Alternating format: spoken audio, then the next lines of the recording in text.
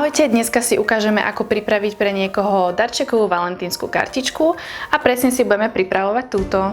Na valentínsku darčekovú kartičku budeme potrebovať kartičku, obálku, srdiečkové nálepky, lepidlo, trblietky, lepidlo, ktoré je obojstranné, nabitú Bubble Logic kartičku.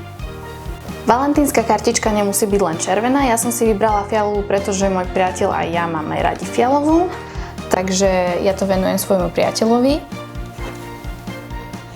Môžeme si tam nalepiť nejaké srdiečko, nalepíme ho sem. Môžeme si do tých holých častí nasypať trblietky a dovnútra nalepíme kartičku. Použijeme nálepku, ktorá je obojstranná. Keď máme kartičku hotovú, môžeme ju dať do obálky. Obálku si zalepíme a tiež si ju môžeme odtrblietkovať.